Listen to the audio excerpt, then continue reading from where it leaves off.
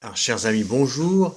Je suis en train de lire ce livre-là, Henri de Lubac, Carnet du Concile, tome 1. Il y a aussi le tome 2.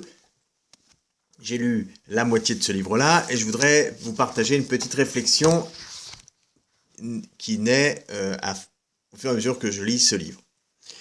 Tout d'abord, le père de Lubac, jésuite, qui a donc été mis au placard pendant 10 ans, à partir de 1950, juin 1950, est appelé comme consulteur par le pape Jean XXIII lui-même au concile qui s'ouvre dans les années 62, mais en 1960, il y a les sessions préparatoires auxquelles de Lubac va participer.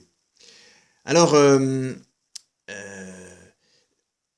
17 novembre 1960, le pape Jean XXIII fait un discours et au lieu de le faire en latin comme d'habitude, il le fait en italien, ce qui est tout à fait remarquable.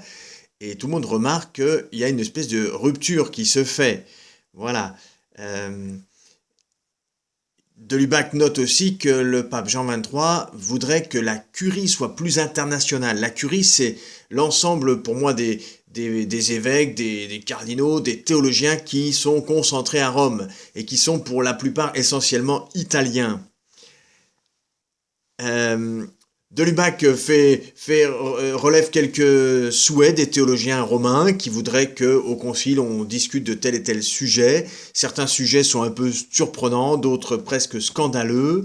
De Lubac dit chaque théologien romain voudrait voir canoniser ses petites manies.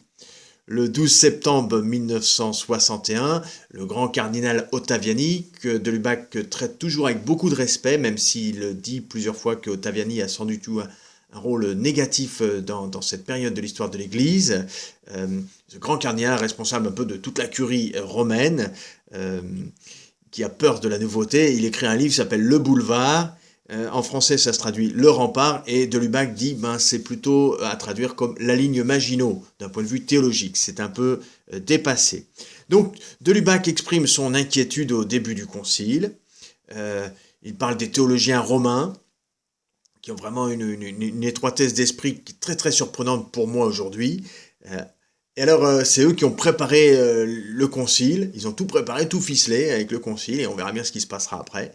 Mais il y a quand même un évêque qui est là, et normalement c'est les évêques dans l'église qui ont le charisme pour diriger l'église. Et un évêque se permet un jour de prendre la parole en disant « Excusez-moi, mais à la Pentecôte, il y avait des évêques, mais il n'y avait pas de théologiens romains. » Voilà, et tout le monde se rassoit.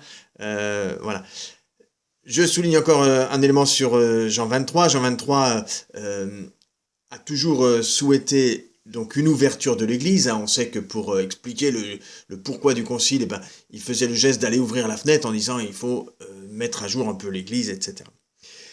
Je souligne aujourd'hui un élément particulier de toutes les notes que j'ai consultées depuis au début de ce livre, c'est le savoir s'il fallait passer du latin à la langue vernaculaire dans la liturgie.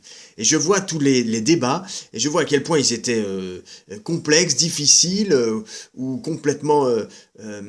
certains voulaient évidemment ouvrir la liturgie, d'autres voulaient absolument garder le latin comme depuis toujours. Ce débat me semble aujourd'hui complètement dépassé, quoi. Et alors, ce que je veux souligner, c'est que l'Église, une fois encore, on pourrait le dire de manière un peu triviale, l'Église en a vu d'autres.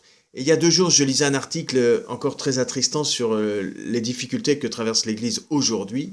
Mais quand je vois la puissance charismatique, si je peux dire, la puissance de l'Esprit Saint, qui malgré la lourdeur des théologiens romains, malgré les tensions, les oppositions graves qu'il y avait, ou mesquines qu'il y avait entre les uns et les autres, comment l'Esprit Saint a pu faire le Concile Vatican II, si je peux dire, qui est pour moi une très belle œuvre de l'Église, eh bien, je suis assez apaisé et réjoui, et je me dis que l'Église passera encore les épreuves qu'elle a aujourd'hui et celles qu'elle aura demain.